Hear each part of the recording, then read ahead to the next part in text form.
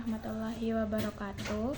Perkenalkan, nama saya Tahara Salsabila dengan NIM 122105213336 dan teman saya Dini Khomsatun dengan NIM 12210520240. Baiklah, kali ini kita akan membahas mengenai multimedia pendidikan. Apa aja sih hal-hal yang perlu kita ketahui mengenai multimedia pendidikan ini? Yang pertama, kita harus mengetahui terlebih dahulu apa makna dari multimedia tersebut.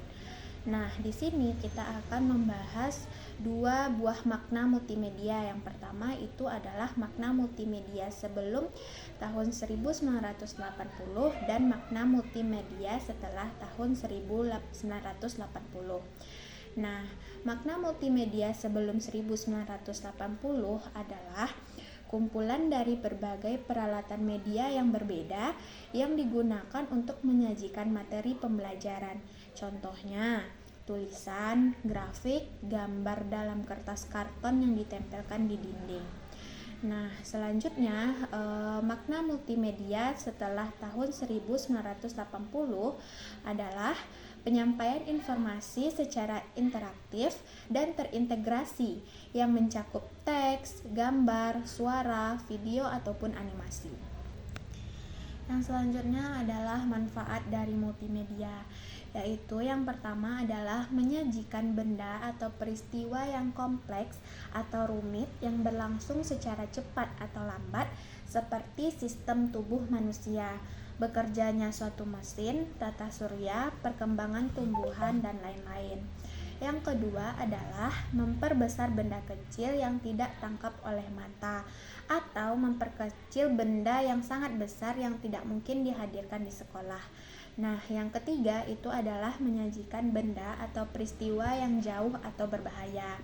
Yang keempat, dapat mengakomodasi cara belajar yang berbeda-beda sesuai dengan kemampuan, kesiapan, serta dapat menyesuaikan kemampuan diri. Nah, manfaat yang terakhir adalah terdapat privasi di mana siswa tak perlu malu melakukan kesalahan, belajar saat kebutuhan muncul, dan belajar tanpa terikat. Selanjutnya kita akan membahas mengenai komponen dari multimedia. Yang pertama itu ada video, yang kedua ada animasi, yang ketiga ada audio, yang keempat itu ada grafis, foto dan gambar, dan yang kelima itu ada teks. Nah, selanjutnya saya serahkan kepada teman saya. Selanjutnya yaitu pembagian multimedia berdasarkan cara penyajiannya. Nah, berdasarkan cara penyajiannya, multimedia dibagi menjadi dua, yaitu multimedia linier dan multimedia interaktif. Multimedia linier ini adalah multimedia yang tidak memiliki pengontrol, sehingga pemakainya tidak memiliki kebebasan untuk mengoperasikan ke tahap selanjutnya. Sedangkan multimedia interaktif ini adalah multimedia yang memiliki alat pengontrol, sehingga pengguna dapat dengan bebas atau mandiri mengoperasikan ke tahap selanjutnya.